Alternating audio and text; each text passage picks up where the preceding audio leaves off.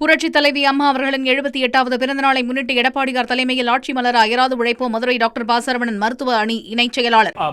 நான் திரு சுமந்த் ஸ்ரீராமன் அவர்கள்ட்ட 5000 ரூபாய் கொடுக்க முடியும் அப்படின்றப்போ 10,000 ரூபாயும் கொடுக்க முடியும் தானே டாக்டர்? எவ்வளவு வேணா கொடுக்கலாம். கடன் வாங்கிட்டு அது மாநிலத்தை ஒரு மிகப்பெரிய ஒரு பொருளாதார பிரச்சனையில தள்ளி விட்டுட்டு கொடுத்துட்டு இருக்கலாம். அதுதான் இது ஒரு பொறுப்பற்ற, இவங்க செஞ்சாலும் சரி அவங்க செஞ்சாலும் சரி.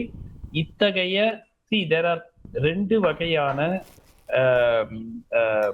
ஃப்ரீபீஸ் அப்படின்னு கூறப்படும் இலவசங்களை நம்ம பார்க்கலாம். இப்போ அதிமுக இப்போ இன்னைக்கு அறிவிப்பை எடுத்துக்கங்க. அவங்க என்ன சொல்றாங்க? வேலையில்லா பட்டதாரி இளைஞர்கள் எம்ப்ளாய்மெண்ட் எக்ஸ்சேஞ்ச் ரெஜிஸ்டர் ஆயிருந்தாங்கன்னா மாதம் 2000 ரூபாய். அதே +2 படிச்சுட்டு 1000 ரூபாய் ரெஜிஸ்டர் ஆயிருந்தாங்கன்னா 1000 ரூபாய். இப்ப இதை குறை சொல்ல முடியுமா? முடியாது. ஏன்னா இது அவர்களுக்கு தேவை. அந்த அந்த வாழ்வாதாரத்தை, அந்த ஒரு இக்கட்டான ஒரு சூழல், வேலை தேடிக்கிட்டு இருக்காங்க, அவங்களுக்கு ஒரு உதவி செய்யறது அரசனுடைய கடமை. ஆனால் காரணமே இல்லாம 2.5 வருஷம் முன்னாடி ஏத்தின ப்ராப்பர்ட்டி டாக்ஸுக்கும் சொத்து வரிக்கும் எலக்ட்ரிசிட்டி பில்லுக்கும் எல்லாத்துக்கும் சேர்த்து இப்பொழுது நீங்க கருணை தொகையா வச்சுக்கோங்க. அதை இப்போ மாத்திட்டாங்க. உதவி தொகைன்னு ஒரு 1/2 மணி நேரம் முன்னாடி ஒரு அறிவிப்பு வந்திருக்குது. சோ அதை கருணை தொகைன்னு சொல்லல, உதவி தொகைன்னு வச்சுக்கோங்க. என்ன லாஜிக் இருக்கு? இதேதான் திமுக செஞ்சாங்கல்ல. கோடை செலவுகள் இப்போ 4 வருஷமா கோடை பருவமே இல்லாம இருந்திருக்கா தமிழ்நாட்டுல? அப்போ செலவுகள் கிடையாதா? என்ன லாஜிக் இதெல்லாம்? இந்த 10,000 ரூபாய்னா மற்ற திட்டங்கள், இப்போ மீனவர்களுக்கு சப்போர்ட் அதிகரிக்கிறீங்க, அது மொத்தமா ஒரு வருஷத்துக்கு 250 கோடி, இப்போ அது 1/3 இன்க்ரீஸ் பண்ணா கூட 350 கோடி. அதெல்லாம் பெரிய பிரச்சனையே கிடையாது நம்ம மாதிரி ஒரு பெரிய மாநிலத்துக்கு. ஆனால் இந்த 10,000 ரூபாய் அனைத்து ரேஷன் கார்டுகளுக்கு, 2,05,00,000 ரேஷன் கார்டுக்குன்னா 21,000 கோடி இதுல போகுது. சோ இதே மாதிரி நீங்க மாதம் 2,000 ரூபாய், இப்போ கிட்டத்தட்ட 1.4 கோடி பெண்களுக்கு இது கிடைத்துக் கொண்டிருக்கிறது. ரைட்டா? 1.4 1,31,00,000 வச்சுக்கோங்க. 1,30,00,000 பெண்களுக்கு மாதம் 2,000 கமிட்மெண்ட் 2 பேருமே இப்ப 2,000 ஆக்குறேன்ட்டாங்க. ரைட்டா? சோ அப்போ மாதம் 2,600 கோடி. ரைட்டா? 1.3 வச்சாக்க 2.6, 2,600 கோடி இன்டு 12. ரைட்டா? இது ஒரு 30,000 கோடி. எப்படி இது ஒரு சஸ்டைனபிளா ஒரு ஆப்ஷனா இது இருக்கும் சொல்லுங்க? யார் எங்கிருந்தாலும் பணம் வரணும். இது இயர்லி 30,000 கோடி. ஏற்கனவே இது ஒரு 24,000 கோடி சம்திங் வருது அந்த 10,000 ரூபாய் கொடுத்தா. இந்த 10,000 ரூபாய் ஒன் டைமுங்க. அந்த ஒன் டைம் அது ஒரு 23,000 கோடி வாட் எவர். அதை ஒன் டைம். ஆனால் ஒவ்வொரு ஆண்டும் இவங்களும் 2,000ட்டாங்க. அதுக்கு போட்டியா அவங்க 1000 2,000 அனௌன்ஸ் பண்ணிட்டாங்க. சோ இப்ப இதுலயே 30,000 கோடி. ஏற்கனவே மானியங்களும் இலவசங்களும் தமிழ்நாடு பட்ஜெட்ல 1,50,000 கோடியை நெருங்கிவிட்டது. மொத்தம் 4.5 லட்சம் கோடி வருவாய். அதில் 1.2 லட்சம் கோடி பென்ஷன் சம்பளம், 70,000 கோடி சுமார் வட்டி. இது ரெண்டுமே சேர்ந்து மானியம், பென்ஷன் சம்பளம் வட்டி, இதுவே 2 லட்சம் கோடி அவுட்.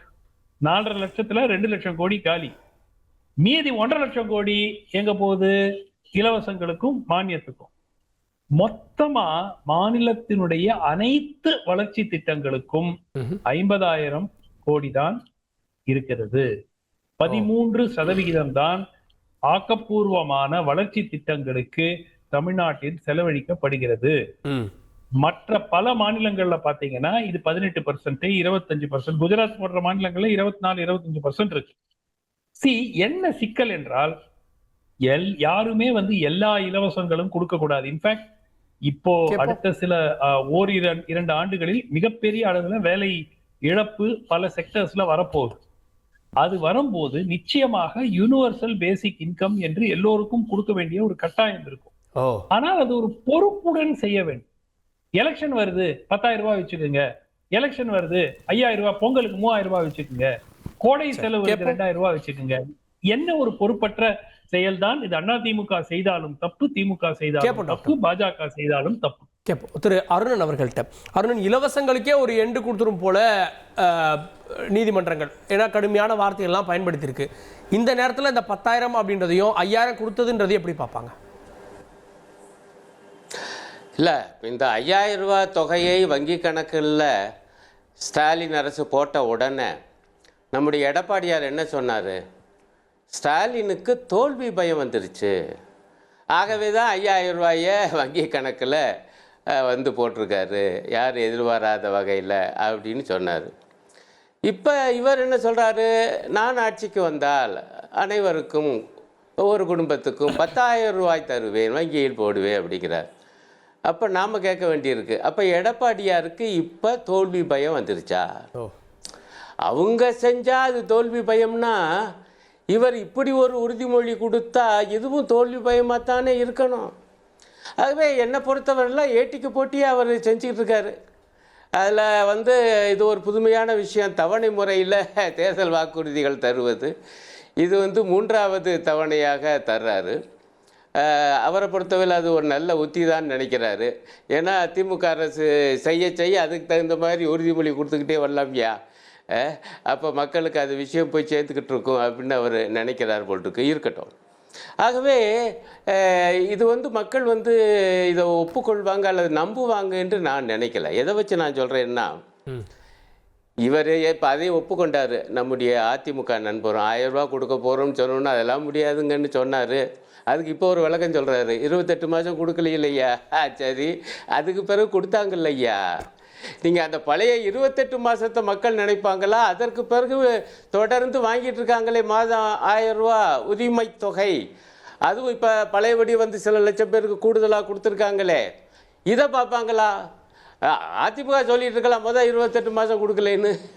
ஆனால் மக்கள் இப்பொழுது வாங்குவது, அதுவும் எங்கே இவங்க எதேன்னு கோர்ட்டுக்கு போய் என்னத்தையாவது பண்ணி அதையும் நிப்பாட்டிடுவாங்களோ, அந்த 1000 ரூபாயை ரிஸ்க் எடுக்கக்கூடாதுன்னு சொல்லி வருகிற 3 மாதங்களுக்கு சேர்த்து ஒரு 3000 ரூபா, அப்போ கோடை காலத்துக்கு ஒரு 2000 ரூபான்னு ஒரு புதிய திட்டம், அந்த அடிப்படையில் 5000 ரூபா போட்டாச்சு. அப்போ அவங்க கேட்குறாங்க, இப்போ தான் கோடை காலம் வந்துச்சான்னு. ஆமாம், கோடை காலம் வருஷம்தான் வருது. ஆனால் இந்த கோடை காலத்துக்காவது 2000 ரூபா தரணுங்கிற எண்ணம் ஸ்டாலின் அரசுக்கு திமுக அரசுக்கு தானுங்க ஐயா வந்துச்சு.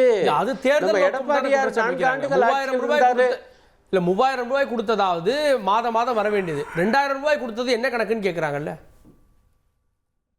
ஏங்க புது கணக்கு, நான் அதைத்தான் சொல்றேங்க, புது கணக்கு ஒரு திட்டத்தை எல்லாமே தேர்தலையும் இதுல என்ன தப்பு? இல்ல இதுல என்ன தப்பு? இப்ப நீங்க தேர்தலுக்கு தானே வாக்குறுதி தரீங்க. அப்ப தேர்தலுக்கு நெருங்கும் பொழுது அவங்க மக்களுக்கு இன்னொரு கூடுதல் நன்மையை சொல்றோம், செய்யறோம், செஞ்சு நாங்க ஆகவே எங்களை மீண்டும் ஆட்சியில் அமர்த்துங்கள் என்ன கேட்குற உரிமை அப்பதானே வருது. நீங்க மக்களுக்கு ஒன்றும் செய்யலைன்னா ஐயோ இவங்க ஒன்றும் செய்யலை, உறுதிமொழியை நிறைவேற்றலைன்னு ஒரு பக்கம் சொல்றீங்க. ஏதாவது செஞ்சா தேர்தல் நேரத்தில் மட்டும் செய்கிறீங்க, தோல்வி பயமானு கேட்குறீங்க. ஆக எப்படி போனாலும் எடப்பாடியார் விமர்சனம் பண்ண போறாரு, அது திமுக அரசுக்கு தெரியும். அதனால அவங்க பாதையில் போயிட்டு இருக்காங்க. இல்ல இப்போ என்னுடைய பாயிண்ட் மூணாவது கட்சி 1 லட்சம் கொடுக்குறேன் 50,000 கொடுக்குறேன்னா ஓகே. ஆண்ட கட்சி இன்னும் சொல்லணும்னா 5 ஆண்டுகள் தான் அவங்க ஆட்சியில் இல்லை, அவங்க கொடுக்குறாங்க அப்படின்னா நிதி நிலைமையை பார்க்காம இந்த அறிவிப்பை கொடுப்பாங்களா? இல்லை, இப்போ நிதி நிலைமையை பற்றி கேள்வி கேட்குறாங்க பாருங்கள். நல்ல வேலைக்கு நீங்கள் கேட்டீங்க. ஏற்கனவே திமுக நண்பர் கூட லேசாக சொன்னார், அந்த பேட்டியை தான் இப்போ நான் கேட்டு வரேன், எடப்பாடியாருடைய பேட்டி. என்னங்கய்யா 10,000 ரூபா எல்லாருக்கும் தருவேன்னு சொல்கிறீங்களே, ஒன் டைம் தான், ஆனால் 10,000 ரூபா அந்த பேரெல்லாம் இருக்கட்டும், எனக்கு அதில் ஒன்றும் பிரச்சனை இல்லை. கருணை தொகைனா என்ன, உதவி தொகைனா என்ன, அதுவா பிரச்சனை. ஆனால் 10,000 ரூபா தருவேங்கிறீங்களே, அப்புறம் இந்த வேலை இல்லாதாருடைய அந்த நிவாரணத் தொகை டபுள் மடங்கு ஏற்கனவே 1000 ரூபா கொடுத்துட்ருக்காங்க. 5 ஆண்டுகள் தொடர்ந்து அந்த வேலை இல்லாதார் பட்டியலில் இருந்தால் இதை 2 மடங்கு ஆக்குறாரு, வேற ஒன்றும் இல்லை. இப்படி 2000 ரூபா தர்றேங்கிறீங்களே, அப்போ வேறு சில விஷயங்களும். இதுக்கெல்லாம் நிதி எங்கே போவீங்க? அவர் முதல்ல இப்படி ஆரம்பித்தார், அதெல்லாம் அப்புறம் பார்ப்போம்னு. பிறகு என்ன சொன்னாருன்னா, ஏங்க அதுக்கெல்லாம் உரிய வல்லுநர்கள் இருக்காங்க, அவங்கள கேட்டு வரியை உயர்த்தி எங்களால் அந்த நிதியை திரட்டி தருவோம்ட்டார். முதல்ல என்ன சொன்னார்? ஏன் இந்த 10,000 ரூபான்னா திமுக அரசு கடுமையான வரிகளை போட்டுச்சுங்க, மக்களுக்கு வந்து ரொம்ப சிரமப்பட்டாங்க, ஆகவே அவங்களுக்கான இந்த கருணை தொகை அல்லது உதவித்தொகை அப்படின்னு. ஆக திமுக அரசு வரி போட்டுச்சு, அந்த சுமையை குறைப்பதற்காக 10,000 ரூபான்னு சொல்லிவிட்டு இந்த 10,000 ரூபாயை எப்படி தருவீங்கன்னா நான் பழையபடி வரி போடுவேன். ஆட்சிக்கு வந்ததுக்கு அப்புறம் பாருங்கன்றாங்க. இப்ப அதுதான் வந்து ஆட்சிக்கு வரும் பாருங்க. இல்ல முதல்ல அப்படி சொல்லிட்டு கார்கே அந்த பேட்டியை பாருங்க பாருங்கன்றாங்க. இல்லை அது இருக்கட்டும், அது முழுமையான தேர்தல் அறிக்கை வந்தால் நாங்கள் அதை பற்றி தான் பேசுவோம். இப்போ நீங்கள் தவணை முறையில் விடும்போது நாங்கள் தவணை முறையில் நாங்கள் பேசத்தானே செய்வோம், வேறு வழி. நீங்கள் தான் தவணை முறையில் வர்றீங்க, அப்போ எங்களுக்கு சந்தேகம் வருது. அவங்க 5,000 ரூபா போட்டவுடனே நீங்கள் 10,000 சொல்லுங்க, இல்லைங்க அதுக்கு இதுக்கு சம்மந்தம் இல்லைன்னா நீங்கள் சொல்லுங்கள். ஆனால் மக்களுக்கு அந்த கேள்வி வரத்தான் செய்யும். நான் சொல்வது நம்ப மாட்டாங்க. காரணம், இவர் 4 ஆண்டு கால ஆட்சியில், அப்கோர்ஸ் நான் ஒன்றை ஏற்றுக்கொள்கிறேன், 2 ஆண்டு காலம் ரொம்ப சிரமமாக இருந்துச்சு, ஆகவே அதில் வந்து ஒன்றும் பெருசாக செஞ்சு இதில். ஆனால் அடுத்த 2 ஆண்டுகளும் ஒன்றும் செய்யலை. இன்னும் 1,000 ரூபா கொடுக்கும்போது இது நடக்காதுன்னு நினைச்சாரு, இப்போ நடந்த பிறகு 2,000 ரூபாங்கிறாரு. அப்புறம் இப்போ 10,000 ரூபா. இன்னும் ஒரு முக்கியமான பாயிண்ட் சொல்லி முடிச்சிடுறேன். இதற்கான நிதியை கூட தான் கூட்டு வச்சிருக்கக்கூடிய இந்த பாஜக மோடி அரசு ஒன்றிய அரசிடமிருந்து வாங்குவேன், நான் போராடி பெறுவேன். அது ஒரு வாக்கியம் சொல்றாங்க, நாங்கள் இணக்கமாக இருந்து பெறுவோம். இந்த 10,000 ரூபாய்க்கான நிதி, இந்த 2,000 ரூபாய்க்கான நிதி, வாலிபர்களுக்கு வேலை இல்லா வாலிபர்களுக்கு 2,000 ரூபாய் நிதி, அப்புறம் வரிசை சொல்லி அவளுக்கும் மோடி அரசு கிட்ட இருந்து வாங்குவேன்னு ஒரு வார்த்தை சொல்லலைங்க. மாறாக கூடுதல் வரி போடுவேங்கிறாரு. கூடுதல் வரி போடுறதுக்கு நம்ம கிட்ட எங்க இருக்கு விஷயம்? 2-3 ஐட்டம் தான் இருக்கு. அது எல்லாமே நேரடியாக மக்களை பாதிக்க. அதே இது என்ன வாதம்னு எனக்கு புரியல. புரட்சி தலைவி அம்மா அவர்களின் 78வது பிறந்த நாளை முன்னிட்டு எடப்பாடியார் தலைமையில் ஆட்சி மலர அயராது உழைப்போம் மதுரை டாக்டர் ப. சரவணன் மருத்துவ அணி இணைச் செயலாளர்.